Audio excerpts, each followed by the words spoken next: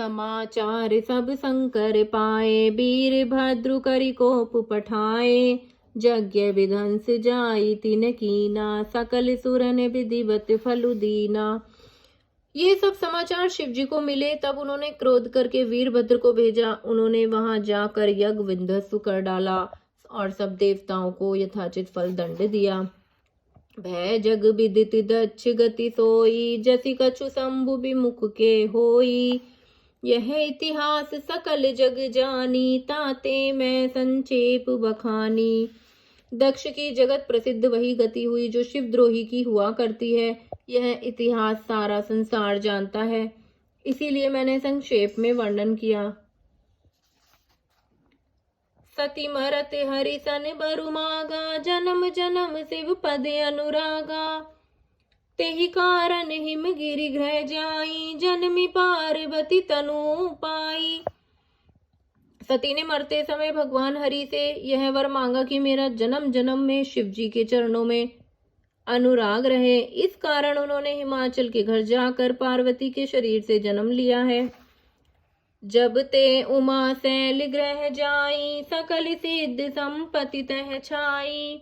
जह तह मुने सुआश्रम कीने, उचित बास हिम भूधर दीने। जब से उमा जी हिमाचल के घर जन्मी, तब से वहां सारी सिद्धियां और संपत्तियां छा गईं। मुनियों ने जहां तहां सुंदर आश्रम बना लिए और हिमाचल ने उनको उचित स्थान दिए। सदा सुमन फल सहित सब, धूम्र नव नाना जाति। प्रगटी सुंदर शैल पर, मनिया कर बहु भांति। उस सुंदर पर्वत पर बहुत प्रकार के सब नए नए वृक्ष सदा पुष्प फलयुक्त हो गए और वहां बहुत तरह की मणियों की खानें प्रकट की गईं। सरिता सब पुनीत जलु भयई, खग मृग मधुप सुखी सब रहई। सहज बयरु सब जीवन त्यागा, गिरि पर सकल करई अनुरागा। सारी नदियों में पवित्र जल बहता है और पशु पक्षी भ्रमर सभी सुखी रहते हैं। सब जीवों ने अपना स्वाभाविक वैर छोड़ दिया और पर्वत पर सभी परस्पर प्रेम करते हैं। सोहो सैल गिरि जाग्रह आए, जिमि जनु राम भगति के पाए। नित्य नूतन मंगल ग्रह तासु, ब्रह्मादिक गावहि जसु जासु। पार्वती जी के घर आ जाने से पर्वत ऐसा शोभायमान हो रहा है जैसा राम भक्ति को पाकर भक्त शोभायमान होता है। उस पर्वतराज के घर नित्य नए नए मंगलोत्सव होते हैं, जिसका ब्रह्मादि यश गाते हैं। नारद समाचार सब पाए, कौतुक कहीं गिरि गेह सिधाए। शैल राज बड़े आदर कीना, पद पखारि बर आसन उदीना। जब नारद जी ने यह समाचार सुने तो वे कौतुकही से हिमाचल के घर पधारे।